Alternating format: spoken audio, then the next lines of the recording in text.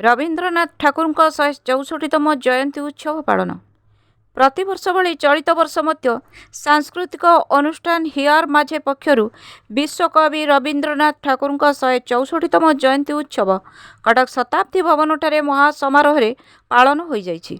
राखी सेन पौरोहित्य आयोजित एही कार्यक्रम में मुख्य अतिथि भाव सीएमसी मेयर सुभाष सिंह श्यामली पाल जोगदे कविगुरु पटचित्र में माल्यार्पण और प्रदीप प्रज्वलन सहित कार्यक्रम को उद्घाटन करथिले। प्रारंभिक संगीत गान पर सभा कार्य आरंभ होइतिला। एही उत्सव में रवीन्द्रनाथ कीर्तन और बाउल संगीत को वसुमित्रा मजुमदार संयोजना और श्रावणी मित्र परिचालन में नृत्य एवं राखी सेन द्वारा संगीत परिवेषण करा जायतिला। परिशेष में श्यामली पाल निर्देशन में गांधारी आवेदन नाटक मंचस्थ करा जायतिला। सुभाषिष सेन तत्वावधान में अनुष्ठान समस्त सभ्य सभ्या जोगदे कार्यक्रम में सहयोग करथिले। शेष में समस्त कला कुशली मानकु अनुष्ठान तरफ धन्यवाद प्रदान करा जायतिला। कटक दुर्गाबाड़ी समिति आलमचंद बजार सहयोगिता रे एही कार्यक्रम को आयोजन करा जायतिला।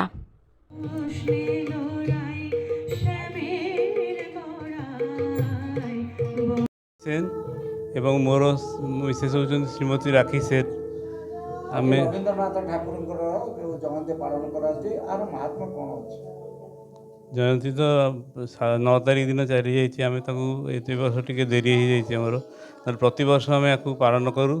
गत वर्ष आम जाइलु राउरकेला करके आसलु एवं ता पूर्व वर्ष ये स्टेज रे करूँ।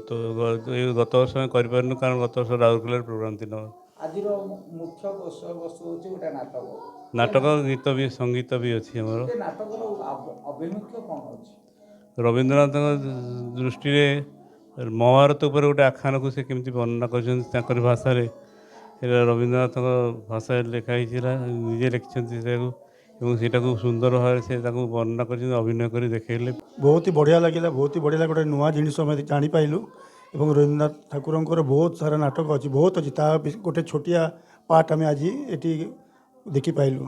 आज मेयर सुभाष सिंह पहुंची दीप प्रज्वलन कले ये उद्घाटन उत्सवटा केमती लगे सेटा बहुत बढ़िया लगे कहीं सब फंक्शन रे बा सब अनुष्ठान रे एटा आमर गोटे पारंपरिकता यहाँ आगु आम करूँ तापर जामर जेको कर्म शुरू हुए।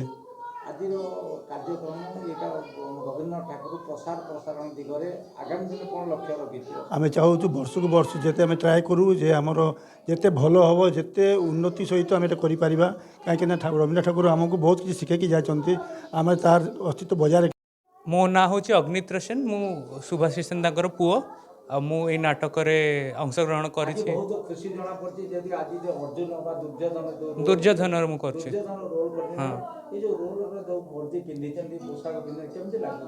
बहुत खुशी लगुच बहुत दुर्योधन कैरेक्टर मो भीतर पशि जाइए मत लगुच अहंकार तांकर चलाबुला सब मो भीतर पशि जाइए मत लगुच। नाटक यहीटा हूँ कविंकर गोटे इंटरप्रिटेशन कहींपारे कि आप कवि चिंताधारा कहींपारे से कवि से भाव में से नाटकटा को भाभी यहाँ सतरे कौन हो से जुगर होता अबिका यहाँ कवि चिंताधारा बहुत बहुत खुशी लगुच बहुत खुशी लगुच बहुत खुशी लगुच आम दर्शक को खुशी करूँ ये नाटक दे। मो नाम हूँ राखी सेन से होती सुभाषिष सेन मोर हजबैंड।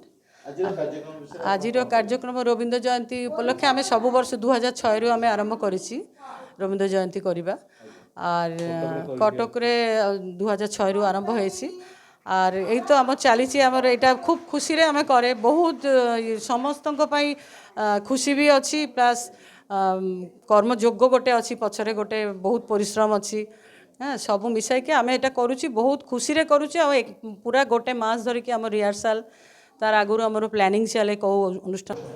मो ना रिखी